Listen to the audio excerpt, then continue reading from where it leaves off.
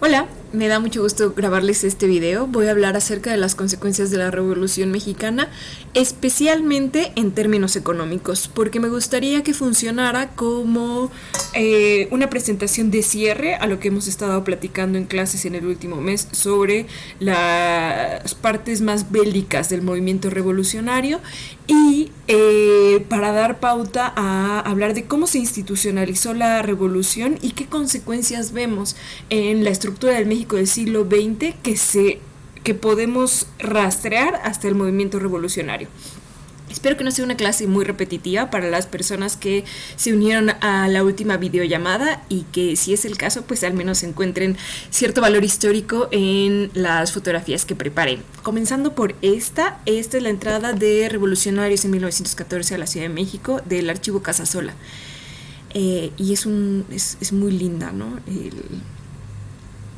Creo que, pues sí, el juego de luces, el atardecer, la polvareda, ¿no? Cuando en las películas gringas, México tiene un filtro sepia, pues yo me imagino esta fotografía un poco igual, ¿no?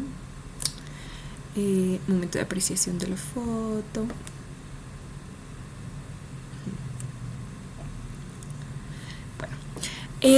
Les preparé esta línea del tiempo porque generalmente hago la introducción de estas clases con la monografía de quién se chingó a quién, que nos da pauta para hablar de manera divertida sobre la serie de persecuciones, alianzas, asesinatos que ocurren entre los revolucionarios, pero tal vez no sea muy útil para concretar alguna sesión de estudio, ¿no? Entonces les hice esta línea del tiempo en la que vemos representadas tres etapas de la Revolución Mexicana. Una primera, como hemos hablado, que trata sobre o cuya primera consigna es el reclamo de alternancia política, ¿no? Fuera Díaz. Es la consigna clarísima de Madero con el Plan de San Luis. Posteriormente tendremos un golpe de Estado por parte de Victoriano Huerta durante la decena trágica de 1913, 10 días de febrero de 1913, con lo que se conoce como el Pacto de la Embajada, y casi inmediatamente después, acá lo puse muy separado pues por fines de ilustrativos, pero por eso les puse esta línea punteada, ¿no? Para que se note que es marzo de 1913, inicia el Plan de Guadalupe, en el que el Congreso de Coahuila ordena a su gobernador, Venustiano Carranza, que es de los únicos dos gobiernos que desconocen en principio el gobierno de Victoriano Huerta, y le ordena pues que se levanten armas en contra de esta presidencia usurpadora. Para defender la Constitución de 1857, y esa es la razón por la que desde muy temprano, mucho antes tal vez de que Carranza se imagine llamando a un Congreso Constituyente del 17, pues su ejército ya se llama el Ejército Constitucionalista. A la caída de Huerta veremos, como ya hemos platicado, pues el nuevo desacuerdo, ¿no? Una vez que se elimina el enemigo en común, ahora tenemos que sentarnos a platicar sobre cómo negociamos los ideales de las revoluciones que cada uno de los jefes militares tiene en mente, ¿no? O sea, estoy hablando principalmente de Zapata, Villa y de Carranza, pero con muchos otros jefes revolucionarios que se adscriben a cada uno de estos movimientos. Llámese el grupo sonorense con Plutarco Elías Calles, Álvaro Obregón, Adolfo de la Huerta, Pablo González, mucho más cercano a Venustiano Carranza, y con los ideales que a su vez tienen cada uno de estos jefes, ¿no? Entonces vamos a hablar sobre cómo aterrizamos las demandas de tierra que tiene Zapata, sobre cómo extendemos el programa educativo y de reclamo social o de reclamo de la riqueza social que ha hecho el villismo, y cómo todo esto pues tendría que encontrar de alguna manera cabida dentro de un sistema legalizado, ¿no? O sea, dentro de un sistema que se pueda poner por escrito, como es el movimiento carrancista. como ustedes saben, pues la Convención de Aguascalientes no llega a buen término en el sentido de que ahora tenemos nuevamente dos gobiernos paralelos. Zapata y Villa se quedan en la Ciudad de México, mientras que Carranza, muy a la usanza juarista, va a ser un gobierno alternativo en Veracruz. Cada uno pues con sus propios proyectos. Y veremos pues una guerra civil todavía entre estas facciones revolucionarias.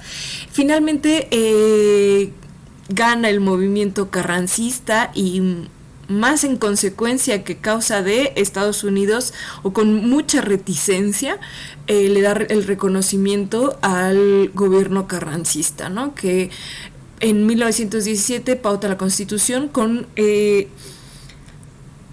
muchos que cuestiona muchos de los intereses extranjeros que estaban trabajando en México. Entonces, por eso hay tanta reticencia en el reconocimiento, la verdad es que de cualquiera de los bandos, ¿no? Pero bueno, pues Carranza gana en las armas en esta guerra, así que pues consecuencia de eso viene el reconocimiento internacional. Y por último, ya en estas próximas sesiones espero pues verlos, la presencialidad y tal. La presencialidad, qué fea palabra. O sea, pues que volvamos a verlos cara a cara. Me da mucho gusto siempre estar en el salón. Bueno,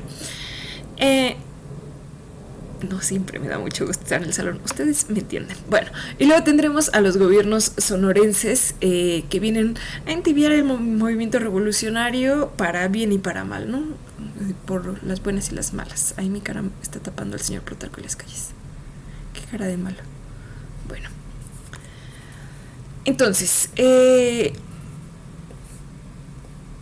pues eso, ahora podemos dividirlo, digamos, en 3 etapas.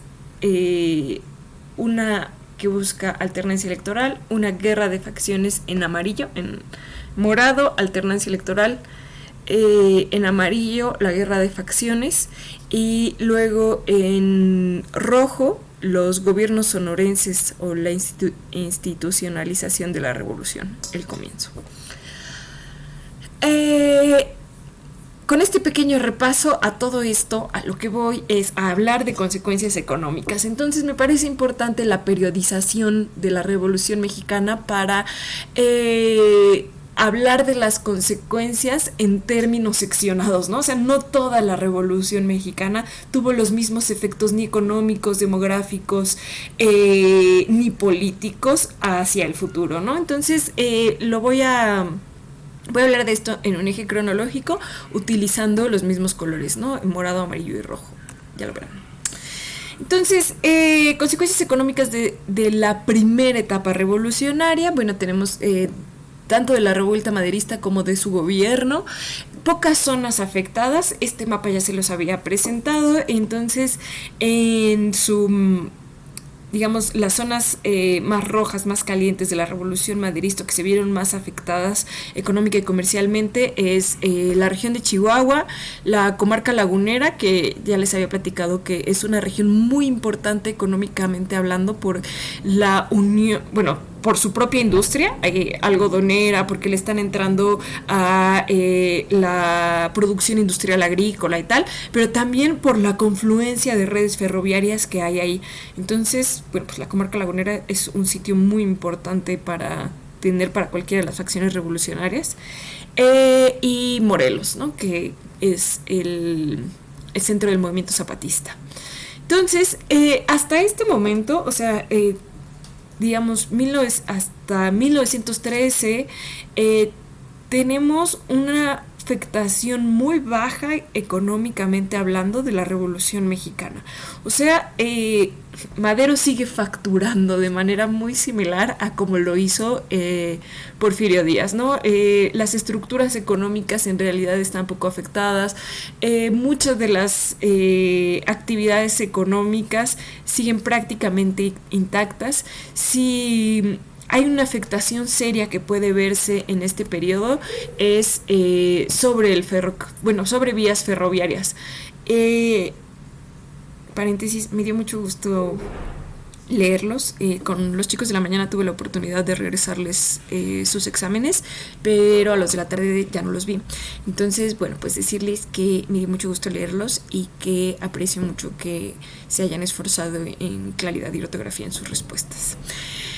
Todo esto porque justamente una de las preguntas hablaba sobre cómo una de las opciones que tenían a responder era hablar sobre cómo el ferrocarril había cambiado el comercio interno en la República, ¿no? O sea, la importancia de poder movilizar materia prima, incluso bienes y servicios ya totalmente fabricados a diferentes regiones de la República, ¿no? Esta es la manera en la que el comercio interno se activa y entonces podemos tener gente que, no sé, usa sombreros de Nequén de Yucatán en la comarca lagunera, ¿no? O en Tamaulipas, la distribución de aceite de petróleo que va a comenzar a usarse para alumbrar, ¿no? Y una manera de moverlo.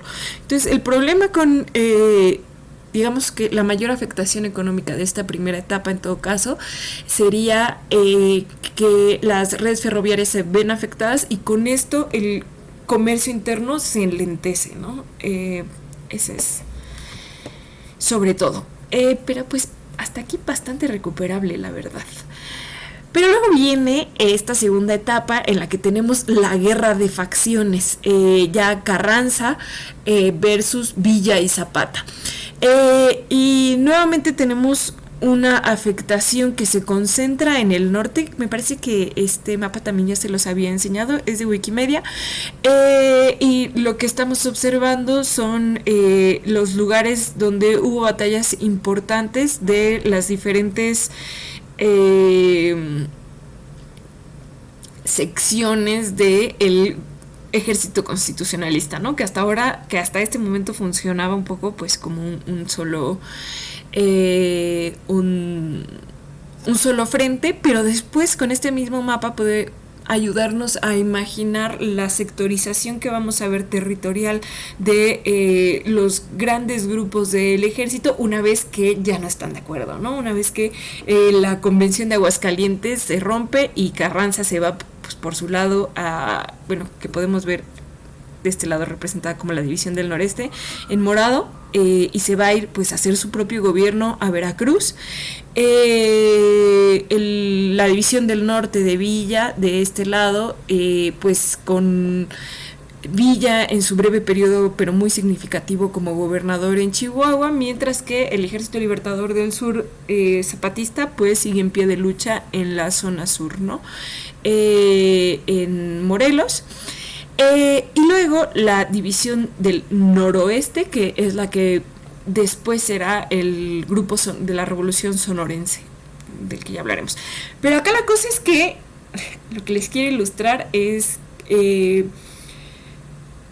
cómo de tener puntos muy concretos afectados durante el periodo maderista, de la Revolución Maderista, ahora tenemos un campo de batalla mucho más generalizado, especialmente al norte, nuevamente pues tanto en la costa del Golfo como del Pacífico vemos y la península pues una extraña calma, ¿no? Dicen que los yucatecos vieron la revolución como externos, ¿no? Se enteraron que había revolución o comenzó a haber cambios significativos al respecto de las haciendas, ya hasta que Carranza tenía un gobierno pues bastante solidificado. Mientras tanto, pues de alguna manera les toca ver esa revolución pues como espectadores, ¿no? Desde afuera. Acá les ponía como muestra de eso, también le toca a las Californias, ¿no? Pues verla también un poquito de lejos, con lo cual la economía de algunos productos de exportación pues sigue viva, ¿no? Y si bien no tiene si no tienen una injerencia directa en el movimiento bélico, sí es interesante cómo estas zonas mantienen activa la economía, o por lo menos la entrada de cierta cantidad de dinero, aun cuando sea disminuida al país. Tenemos el caso de cobre en las Californias, la producción de café en la región del Soconusco, ¿no? Prácticamente intacta, así como de el Enequén en la península yucateca. Entonces, bueno. Este es un ejercicio que tengo para clase. Pues nada, es mi momento de Dora la Exploradora porque no estamos en clase. Esta etapa, ¿no?, que estamos viendo en amarillo de la guerra de facciones, de la Convención de Aguascalientes y tal, es la que más va a afectar económicamente, es la más, pues por una parte radical ideológicamente, ¿no? Es donde se van a sembrar algunos de los pues preceptos más importantes ideológicos de la revolución, como la tierra, como derechos como derecho a la tierra, laborales, de sindicalización, etcétera, pero también es la etapa que afecta económicamente más al país. Una de esas razones es la sectorización económica, porque los gobiernos, digamos las tres facciones involucradas, pues tienen su propio gobierno, ¿no? O sea, cada una incluso forja moneda interna, y eso crea pues mucha inestabilidad, porque ¿qué significa eso, no? Que el dinero anterior ya no me está sirviendo, pero este nuevo realmente me va a servir durante mucho tiempo. Tú estás en guerra, ¿no? O sea, mañana que llegan los villistas y me dicen que mis monedas ya no valen, o llegan los carrancistas y ahora ya cambien todo, o robos de todo, ¿no? Bueno, entonces signo de esa debilidad económica que veremos es pues que cada uno de los sectores acuña su moneda, y mi momento Dora es que yo les pregunto a qué facción creen que pertenece esta moneda.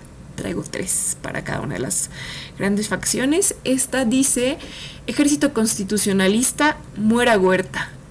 Estados Unidos Mexicanos, $1 de 1914, el escudo nacional y un gorro frigio.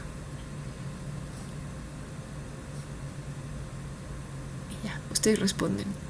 No voy a dar yo la respuesta porque esto ya es Dora la Exploradora avanzado, y además ya nos veremos para platicarlo, pero es muy bonita, ¿no? Luego, segunda moneda. Esta está muy maltratada porque muchas de esta facción en específico se hicieron de barro. Entonces hay muchas muy muy lastimadas, pero les pongo a la izquierda pues una moneda conmemorativa que hace el Banco de México.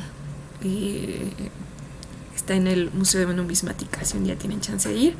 Bueno, entonces esta moneda dice: Reforma, Libertad, Justicia y Ley Suriana, y tiene ahí un paisajito con el sol detrás, adelante el escudo, República Mexicana, $2 me parece, 1915.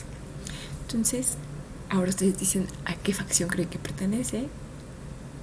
Sí. Y por último, esta que es bastante más sobria, ¿no? Hacienda del Parral, que es el lugar donde se están forjando las monedas, más pues mejor conservada porque no está hecha de barro, $1 y un billete también, ¿no? Entonces, ya, ustedes ya me dirán a dónde creen que pertenece. Hablemos ahora sobre los revolucionarios y la industria.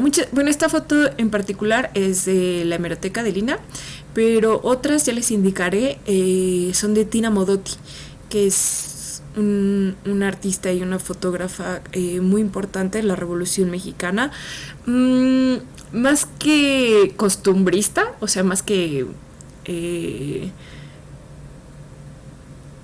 las fotos de vida cotidiana de la revolución. Tina Modotti es muy famosa por su interpretación artística, ¿no? Entonces, en gran medida, pues, son fotos que evidentemente están armadas o en las que están posando o tal, pero no dejan de ser muy impactantes y significativas del periodo. Me tengo que callar porque no me van a ver tanto tiempo hablando. Bueno, revolucionarios y la industria. Acá lo más importante que hay que decir, acabo de acordar que con los de la mañana ya hablé un poquito de esto, pero no importa. Lo más importante es que el movimiento revolucionario no tiene como objetivo la destrucción material del régimen, ¿no? O sea, ninguna de las facciones agarra las armas y no sé, ¿no? Y se pone a destruir maquinaria o haciendas o industria, a excepción de un caso que ahora les comento en el que esto ocurre. En general, todas las facciones revolucionarias lo que hacen es apropiarse de esos modos de producción, seguirlos trabajando en muchas ocasiones y sacar ganancias. En todo caso, la razón del estancamiento durante este periodo de la guerra de facciones es que las ganancias de estas industrias que siguen funcionando no se están reinvirtiendo, no se están gastando en la guerra. Entonces, el problema no es tanto que se haya dejado de producir, sino que no hay reinversión en esta industria, lo cual pues cierra su destino, ¿no? O sea, no puedes mantener durante mucho tiempo un negocio en el que no estás dispuesto a seguir comprando materia prima, a arreglar las máquinas, a tener ciertos cuidados para tu fuerza laboral y no que en ocasiones la tengas que llamar a un movimiento armado, ¿no? Que dejen la fábrica para irse al movimiento armado. Entonces, pues eso. Muestra de eso, o como ejemplo, ¿no? De esos industrias o de ese papel de los revolucionarios dentro de la industria mexicana, tenemos en el caso de Venustiano Carranza y uno de sus jefes más cercanos, Pablo González, de este lado. Miren, este de acá es como un Carranza gordito, ¿no? Como un Carranza Santa Claus, es porque es su hermano. Bueno, es Jesús Carranza, pero este es Pablo González, y Pablo González, a nombre del Ejército Constitucionalista de Carranza, va a tomar la cervecería Cuauhtémoc en Nuevo León. Es un edificio precioso, la verdad es que no he ido, y creo que hace poco dejó de producirse cerveza ahí, pero está bellísimo. Entonces es la cervecería Cuauhtémoc, siguió produciendo, no más que para dar dinero a Carranza. Dejen quito mi carota de aquí. Ya.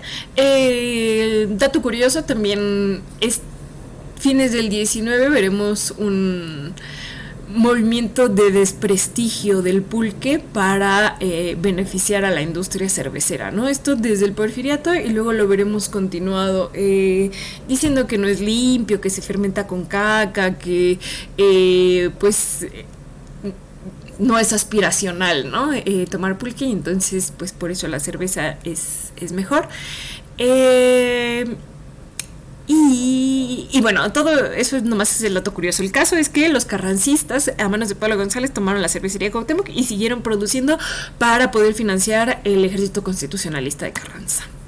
Ese es un ejemplo. Luego otro tenemos ahí a Zapata más joven, Zapata bigotón, muy bello él, y la toma de la fábrica textil de Miraflores. Estas no son fotos de Miraflores, sino de Metepec, porque es de donde más encontré, y fotos con mejor calidad, y un poco ocurre lo mismo, ¿no? Esto es retomar la industria para darle frutos al Ejército Libertador del Sur. Esta es nuevamente la industria textilera de Metepec. Ya vemos de manera muy notoria pues la colaboración de la colaboración, la inserción de mujeres en la industria, ¿no? En la vida laboral que está totalmente separada del ámbito doméstico, como ya habían hecho los hombres también en su momento. Y el caso de la caña es particular porque uno se preguntará, bueno, es que Morelos es tierra cañera.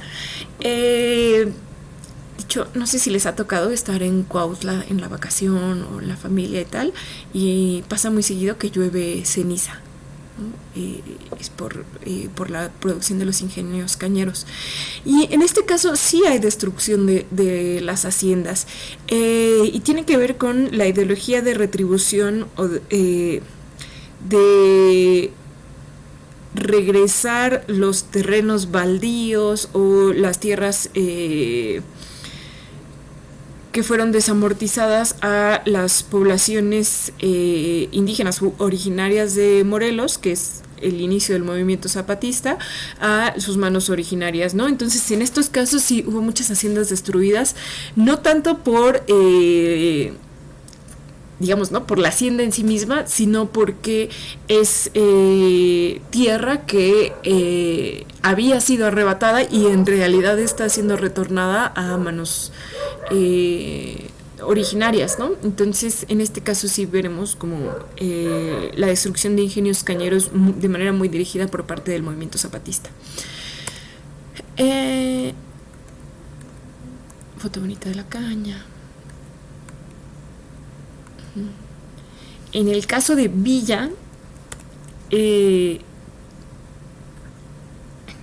bello Villa, tendremos la expropiación de las haciendas, especialmente que estaban muy dedicadas tanto a la agricultura industrial como al ganado. Y un personaje con el que Villa se ensaña particularmente sobre sus bienes es Luis Terrazas, que es un gran hacendado que creció o que amasó gran fortuna durante el Porfiriato. Tiene esta frase muy característica que dio en una entrevista en la que le preguntan que si es de Chihuahua, ¿no? Y dice, no, yo no soy de Chihuahua, Chihuahua es mío. Entonces, a la llegada de Villa en su periodo como gobernador del estado, pues literal, cuando yo les había platicado, ¿no? Villa, que es pues una persona que no tuvo oportunidad de acceder a la educación, ni siquiera básica, porque es huérfano, porque desde muy pequeño tuvo que trabajar en hacienda y tal. Bueno, pues uno de las primeras acciones o de las acciones más contundentes que hace durante su gobierno es el establecimiento de un montón de escuelas en zonas rurales y también en zonas urbanas. Y cuando le dicen, bueno, es que, o sea, sí ponemos escuelas, pero ¿de dónde vamos a sacar dinero? Pues impriman más dinero, ¿no? O sea, ahorita le expropiamos dos de las haciendas más importantes a Terrazas, se las expropiaron, se vendieron cosas, se siguió trabajando su ganado, y de ahí se sacó para construir escuelas, más escuelas de las que se construyeron durante el Porfiriato en Chihuahua e incluso después ya con los gobiernos revolucionarios. Bueno, pues durante el gobierno de Villa hubo más escuelas y se construyeron más escuelas y más atención a un programa educativo que nunca antes, ¿no? Por eso, nada, pues gran ejemplo para hablar sobre cómo tu oportunidad de acceso a la educación formal pues no siempre coincide, ¿no? Ni con tus ideales, con tu moral o con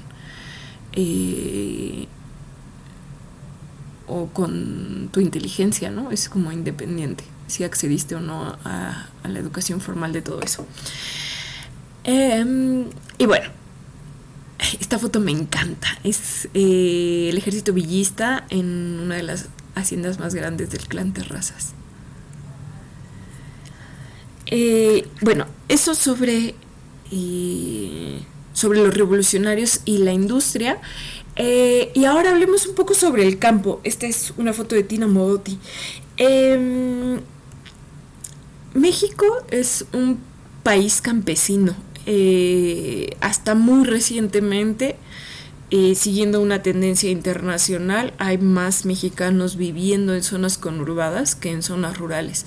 Pero para inicios del siglo XX, en realidad, la mayor parte de la población vive en zonas rurales.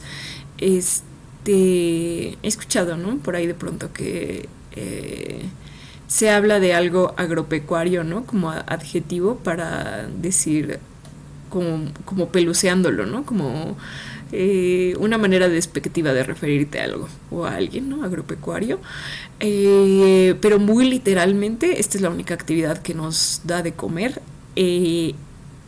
directamente, digamos.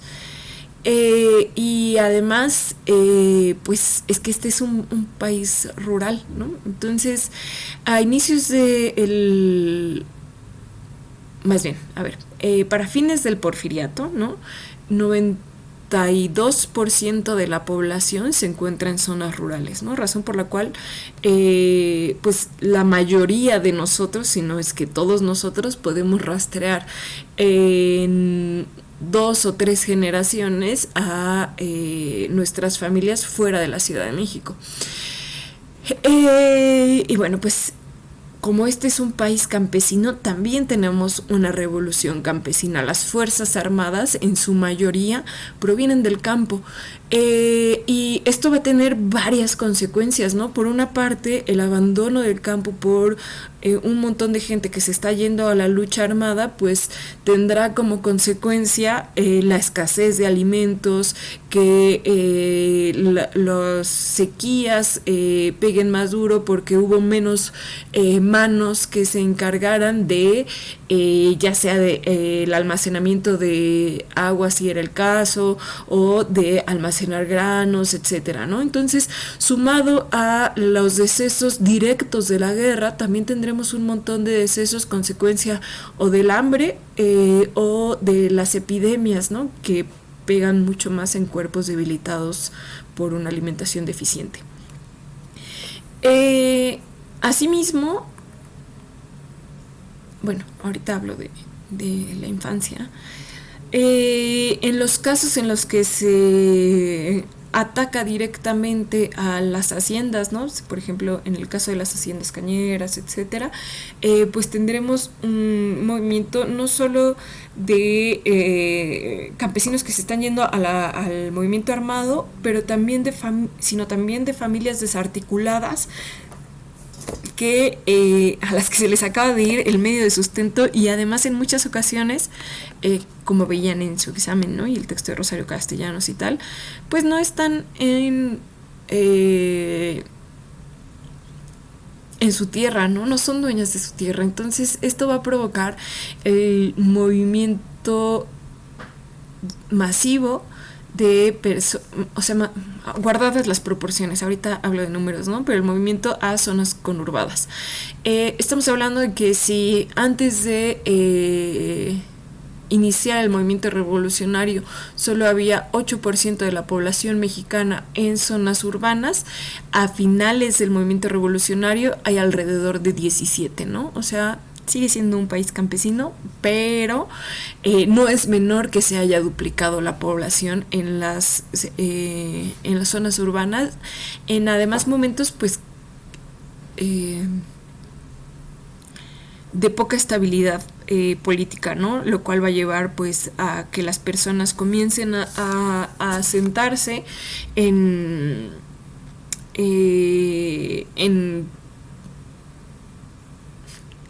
valga la redundancia, en asentamientos irregulares, ¿no? O sea, gente que, yo no sé, ¿no? En mi colonia, que ponen calles donde se le ocurre, o tardaron mucho tiempo en tener acceso al agua, a agua corriente, a drenaje, pues lo cual no ayuda a las condiciones higiénicas ni de salud.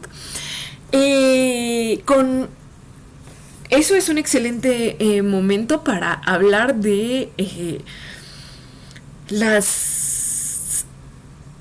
digamos, los motivos de la revolución institucionalizada, ¿no? Ya hablamos de uno, que es educación. Esta va a ser una de las banderas de los gobiernos posrevolucionarios, ¿no? Una es educación. Educación, alfabetización para los hijos de los obreros, para los campesinos, para la masa analfabeta que es la población mexicana. ¿Quién está pidiendo esa educación? Bueno, pues los mismos obreros campesinos en forma de revolucionarios. Bueno, entonces, o sea, después profundizaré más en esto, ¿no? Pero como una gran área de exigencia de los movimientos revolucionarios es hacia la educación y otra hacia la salud. Entonces, estos son los motivos de la Revolución Mexicana y son en gran medida dos de los, y bueno, educación, salud, después seguridad, son dos de las razones que le dan legitimidad al gobierno, ¿no? Esto es, tú que nos vas a gobernar, o sea, llámese Carranza, Álvaro Obregón, Plutarco Elías Calles, Adolfo, quien ustedes quieran. Tú que nos vas a gobernar, no estás ahí por tus propios medios, ¿no? O sea, llegaste ahí porque eres consecuencia del movimiento revolucionario que viene de manos obreras y campesinas. Lo estoy hablando de una manera idealizada, pero es que en gran medida, o por lo menos de inicio discursivamente y después con acciones concretas que si quieren pichicateadas y muchas veces más centradas en la publicidad, en la propaganda gubernamental que en las acciones concretas, de todas maneras, este es un gobierno que se justifica a sí mismo rindiéndole cuentas a la población revolucionaria, ¿no? A quien sí se levantó en armas. Entonces, por eso, no sé, en el caso de la educación tendremos desde muy temprano que el Departamento de Educación, que fue en su momento, va a hacerse una Secretaría de Estado, de las primeras. Por eso también veremos que en el programa de salud es un programa muy centrado en amplias gamas de la población, ¿no? O sea, el mejor hospital de este país, ¿no?, en el que uno se puede atender es nutrición. Y es curioso, ¿no?, cómo es que esta especialidad, ¿no?, nutrición, está pues al lado de los otros grandes hospitales de especialización, ¿no?, llámese cardiología, enfermedades respiratorias, no sé, ¿no?, como áreas muy especializadas de la medicina, pero nutrición es nuestro mejor hospital.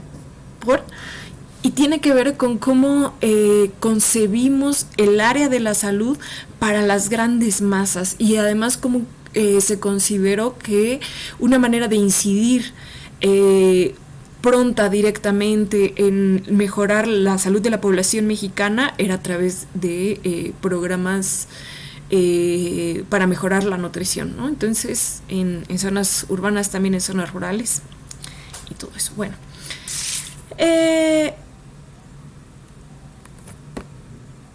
Yo de qué fotos bonitas, pero ¿de qué les quería hablar acá? Bueno, pues de a dónde está yendo el consumo de recursos durante la revolución. Si se fijan aquí, desde los revolucionarios del campo ya cambiamos a la última etapa, ¿no? Que es esta etapa de inicios de la institucionalización de esta revolución. Y pues una de las grandes tareas que hay que hacer es que, muy bien, gracias por participar a todos en la revolución, pero ahora hay demasiada gente con fusil en mano. De hecho, hay mucha gente cuya única pericia en la vida es la guerra. ¿Y qué haces con ellos en un país pacífico, no? No podemos mantener a un ejército tan grande. Una vez que digamos que este país ya está de alguna manera pacificado, entonces tienen que encontrar otro oficio, porque la comida que estamos produciendo pues está yendo a estos ejércitos. Entonces hay que enseñarles otro oficio o algo, porque de otra manera pues los que eran revolucionarios se van a hacer bandoleros, ¿no? Porque eso es lo que saben hacer, manejar armas. Y ya por último, hablar de una perspectiva demográfica. Ay, yo dije que iba a hablar poquito y creo que he hablado mucho tiempo. Ojalá vean esto pues como en 2 secciones, en 3 o algo así. ¿Qué pasa con la población mexicana? Bueno, además de estos movimientos de inicios de urbanización que ya les había comentado, les pongo de este lado pues el inicio del Palacio Legislativo porque me parece muy emblemático de este periodo, ¿no? Este es el Palacio Legislativo que se planeó durante el Porfiriato, que nunca se terminó y acabó siendo nuestro bellísimo monumento a la Revolución, y como pues este proyecto se queda a medias como muchos otros de la Revolución Mexicana, y que de hecho van a retomar, aunque nunca lo digan, muchos de los esfuerzos que ya se habían encaminado durante el Porfiriato, ¿no? Entonces muchas veces los planes de gobierno o los planes educativos, de salud, urbanísticos y tal, se tratan de decir lo mal que lo pasamos en el Porfiriato y lo mal que estábamos y cómo vamos a seguir con su agenda, ¿no? Como, si quieren, luego les enseño un ejemplo en salud, pero cómo vamos a pues a restablecer muchas de las organizaciones que ya teníamos durante el Porfiriato, eso sí, con una visión de interés social mucho más fuerte, ¿no? Mujeres y Revolución, tengo un tema específico de esto, entonces voy a saltármelo para ya no alargarnos más.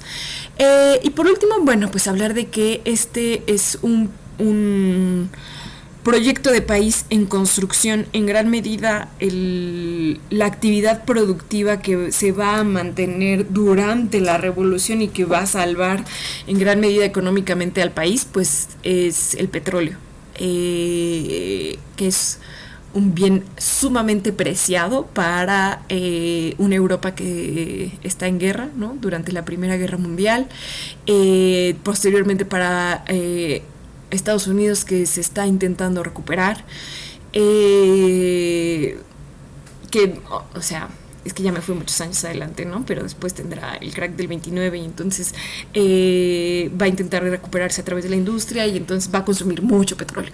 Curiosamente, pues es de los periodos más fructíferos para la industria petrolera mexicana, antes de que se descubriera el petróleo en Venezuela y mucho antes de que Irán o Medio Oriente fuera una gran potencia productora de petróleo, ¿no? Entonces México llegó a ser el segundo productor a nivel mundial de petróleo en años de guerra, ¿no? Y entonces pues esto es lo que al menos hablando de inversión extranjera me refiero, va a mantener a flote la economía mexicana y va a ser un área muy interesante de negociación con los intereses extranjeros, ¿no? Que si esa tierra era mía, que yo la compré durante el Porfiriato, y Carranza que dice, pues sí, pero mi constitución, mi artículo 27 de la Constitución dice que no es tuya, ¿no? Que en realidad te la estoy prestando, ¿cómo le vamos a hacer? Y bueno, pues muchas gracias. Voy a ver ahorita cuántos minutos son. Les voy a subir esto a YouTube y sobre la situación específica se los de, bueno, del plantel, sobre cualquier otra cosa, pues se las pongo por escrito. Lo que yo pienso, me interesa mucho saber lo que ustedes piensan, lo que yo sé, y bueno, hasta acá para su tranquilidad, que sepan que pues este es un servicio público. Me da mucho gusto grabarles y estar con ustedes en general, pero no es obligatorio. No voy a hacer un examen sobre esto ni nada. Muchas gracias, chao, buenas noches.